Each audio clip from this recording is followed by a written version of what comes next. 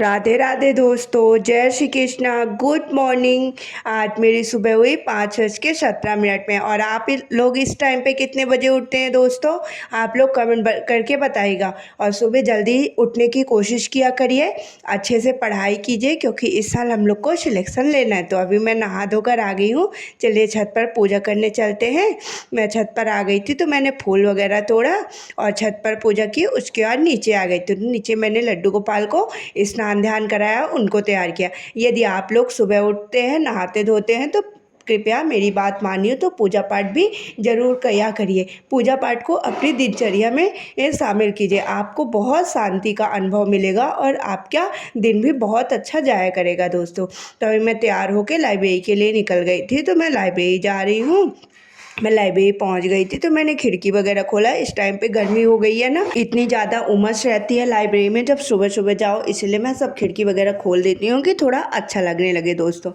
तो मैंने जाकर सब सारी चीज़ें अच्छे से रखा और अपना पढ़ाई स्टार्ट कर दिया दोस्तों। यदि आप लोगों ने अभी रिवीजन स्टार्ट नहीं किया है, तो आप लोग अपना रिवीजन करना स्टार्ट कर दीजिए। देखिए दोस्तों, आरपीएफ कांस्टेबल की आंसर की आई, उसमें बहुत सारे क्वेश्चन रॉन्ग है। जैसे मतलब मेरे ही 4 से 5 नंबर बढ़ रहे हैं। मतलब जो क्वेश्चन रॉन्ग है उसके नंबर तो हम लोग को मिलेगा। अब जब फाइनल आंसर की आ जाए, तो उससे हम लोग को समझ में आए कि कितने क्वेश्चन किसके सही बन रहे हैं। और कट ऑफ भी मतलब लगभग 70 से 75 के बीच में ही जाएगी गर्ल्स की, जनरल गर्ल्स की। इसीलिए दोस्तों, मैं भी इस वीडियो में आप लोग को बता दूंगी कि मतलब जिसके भी 70 प्लस नंबर है जनरल गर्ल्स के, वो रनिंग करना स्टार्ट कर दीजिए। और मैं आप लोग के लिए एक अलग से वीडियो जल्दी लेकर आऊँगी कट ऑफ की, कि कितने से कौन रनिंग करना स्टार्ट कर दिए दोस्तों। और इस वीडियो को जो भी देख रहा है, तो जो भी आपके आसपास है उनको भी शेयर कर दीजिएगा कि मतलब कितने से रनिंग वगैरह करना स्टार्ट कर लें। तो चलिए, अभी मैंने स्टैटिक जीके पढ़ना स्टार्ट कर दिया था दोस्तों। स्टैटिक जीके में मैंने आज महत्वपूर्ण जो मेले होते हैं, त्यौहार होते हैं, इन सबको पढ़ा।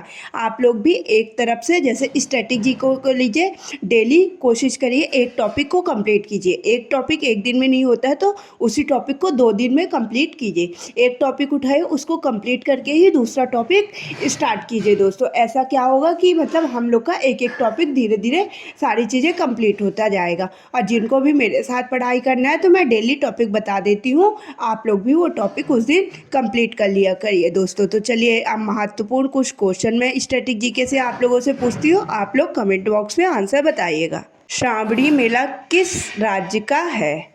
सरहुल फेस्टिवल का संबंध किस राज्य से है? टूसू पर्व का संबंध किस राज्य से है? छठ पर्व कहाँ मनाया जाता है? छठ पर्व की महत्वपूर्ण गायिका कौन थी, जिनका अभी ही निधन हो गया है? काला घोड़ा काला महोत्सव कहाँ मनाया जाता है? आप इन सभी क्वेश्चनों को ध्यान से पढ़िएगा दोस्तों, और कमेंट बॉक्स में आंसर देने की कोशिश करिएगा।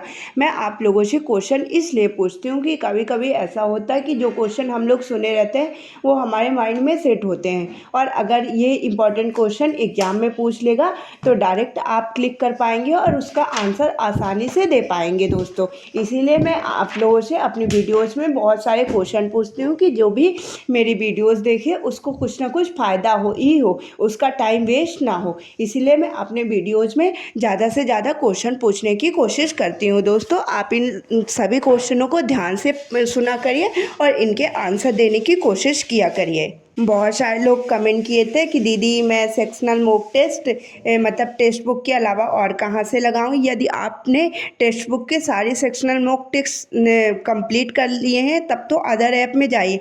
पहले तो अभी इस मतलब टेक्स्ट बुक में सेक्शनल मॉक टेस्ट में एडवांस मॉक टेस्ट आए हैं, वो बहुत अच्छे लेवल के हैं, उनको भी कंप्लीट करिए और फिर दूसरे में जाइए दोस्तों। मैं तो टेक्स्ट बुक से ही अपने सारे सेक्शनल मॉक टेस्ट लगाती हूँ, आप लोग भी उससे लगाइए, बहुत अच्छे मॉक टेस्ट उनके हैं। उसके बाद मैंने स्ट्रेटेजी के में जब मेलों को कंप्लीट कर लिया है, आधा हुआ है, आधा मैं कल करूँगी।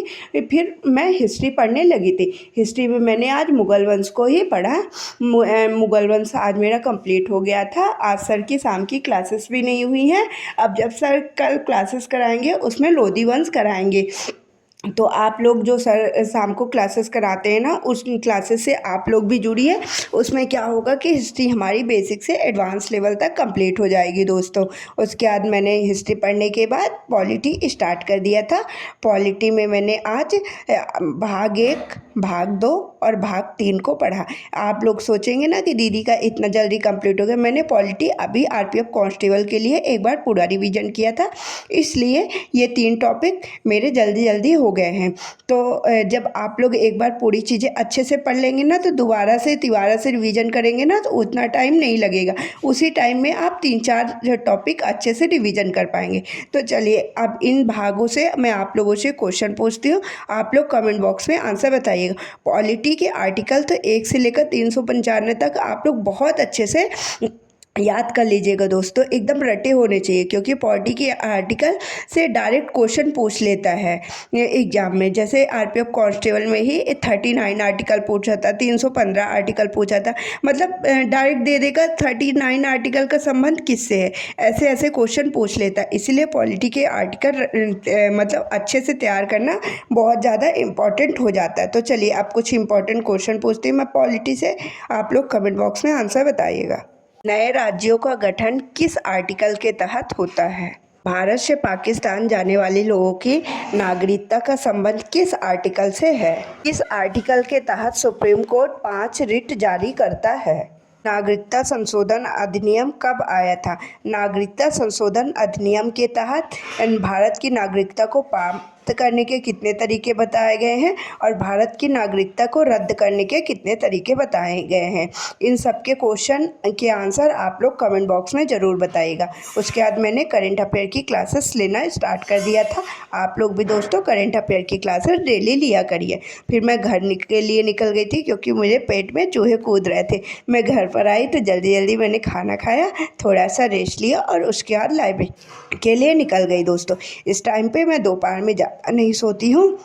मैं कोशिश करती हूँ कि आधे घंटे ही आराम करूँ, उसके बाद लाइब्रेरी चली जाऊँ, क्योंकि अगर मैं आधे घंटे से ज़्यादा सोने लगूँगी, फिर लगता है 10 मिनट, वो 1 से 1.5 घंटे ऐसे ही चले जाते हैं दोस्तों। तो आप लोग भी कोशिश किया करिए कि दोपहर में ज़्यादा मत सोया करिए। जो हमारे पूरा दिन का टाइम रहता है उसको अच्छे से पढ़ाई किया करिए, और रात में 11 बजे तक सो जाया करिए, और सुबह कोशिश किया करिए कि 5 से 5:30 बजे तक जग के आया करिए। इसमें क्या होता है, सुबह जल्दी जगने से हमारी हेल्थ भी बहुत अच्छी रहती है। फिर मैं लाइब्रेरी पहुंच गई थी, तो मैंने लाइब्रेरी में पहुंचकर मैथ्स की क्लासेस लेना स्टार्ट कर दिया। मैथ्स में मैंने ट्रिग्नोमेट्री को स्टार्ट किया अभी। उसके बाद मैंने सेक्शनल मॉक टेस्ट दिया। सेक्शनल मॉक टेस्ट ये मैंने एडवांस वाला दिया है, इसमें मेरे नंबर 24.34 है। इसमें एडवांस वाले में क्या था कि जैसे एडवांस मैथ से बहुत सारे क्वेश्चन थे, वही क्वेश्चन मेरे गलत हो रहे हैं। मैं धीरे धीरे एक एक टॉपिक उठाकर अपना एडवांस मैथ्स अच्छे से कंप्लीट कर रही हूँ। आप लोगों के भी अगर एडवांस मैथ्स कंप्लीट नहीं है दोस्तों, तो एक बार सारे टॉपिक का अच्छे से रिवीजन कर लीजिए, क्योंकि एनटीपीसी में 7 से 8 क्वेश्चन एडवांस मैथ के पूछता है। तो इसीलिए मैं बोल रही हूँ, आप लोग एडवांस मैथ्स को अच्छे से कंप्लीट कर दीजिए। उसके बाद मैंने प्रैक्टिस सेट जीएस का नवीन सर का लेना स्टार्ट कर दिया था दोस्तों। कुछ लोगों ने कमेंट किया था कि दीदी क्या मतलब जो प्रैक्टिस सेट आप लेती हैं तो नोट डाउन भी करते हैं? हाँ, मैं मतलब सारे प्रैक्टिस सेट के क्वेश्चन, मेन क्वेश्चन तो नोट डाउन करती हूँ, और जो एक्स्ट्रा चीज़ें बताते हैं ना सर, जो चीज़ें मुझसे नहीं आती रहती वो ज़रूर नोट डाउन करना है, क्योंकि अगर नोट डाउन नहीं करेंगे तो हम उसका दोबारा से रिवीजन कैसे करेंगे। इतनी हमारी मतलब दिमाग तेज़ तो नहीं है कि एक बार हमने जो सुन लिया तो वो हमेशा के लिए याद हो जाएगा दोस्तों। इसीलिए इस सेट को अच्छे से ध्यान से पढ़ना है। उसके सारे क्वेश्चन मतलब नोट डाउन करने हैं। क्वेश्चन मेन रहते हैं तो उनको तो नोट डाउन करना है। जो सर एक्स्ट्रा फैक्ट्स बताते हैं ना, वो मेन इंपॉर्टेंट रहते हैं, क्योंकि एक्स्ट्रा फैक्ट्स में सर मतलब एक क्वेश्चन में 20 क्वेश्चन के लगभग एक्स्ट्रा फैक्ट्स बताते हैं। उन्हीं जो एक्स्ट्रा फैक्ट्स रहते हैं उन्हीं से हमारे एग्जाम में डायरेक्ट क्वेश्चन बनते हैं। तो उन सभी एक्स्ट्रा फैक्ट्स को हमारे मतलब नोट डाउन करना है और उनको अच्छे से रिवीजन करना है दोस्तों। जब आप लोग क्लासेस लेते हैं, 1 घंटे की क्लासेस रहती हैं, मतलब मैं तो 2x करके देखती हूँ, और तो वो मेरी मतलब 40 से 45 मिनट में कंप्लीट हो जाती है। उसके बाद मैंने 15 मिनट का उसका रिवीजन का टाइम रखा है। एक बार आप तो भाई 15 से 20 मिनट रिवीजन कर लिया करिए। एक बार जब सुबह सुबह पढ़ना स्टार्ट करते हैं ना, तब सारी चीज़ों का रिवीजन कर लिया करिए। इससे क्या होगा कि जो प्रैक्टिस सेट के इम्पॉर्टेंट फैक्ट्स रहते हैं वो आपके माइंड में बहुत अच्छे से सेट हो जाएंगे, और जब भी एग्ज़ाम में क्वेश्चन उन मतलब टॉपिक्स से पूछेगा तो आप लोग अच्छे से आंसर कर पाएंगे। उसके बाद मैंने रीजनिंग का प्रैक्टिस सेट लेना स्टार्ट कर दिया था। फिर मेरी जब क्लासेस कंप्लीट हो गई तो मैं घर के लिए आ गई थी दोस्तों। तो घर में आया, मैंने खाना वगैरह खाया, लड्डू गोपाल को दुड्डू शुड्डू पिला कर उनको सुला दिया और मैं भी सोने के लिए चली गई। राधे राधे, जय श्री कृष्ण, बाय बाय।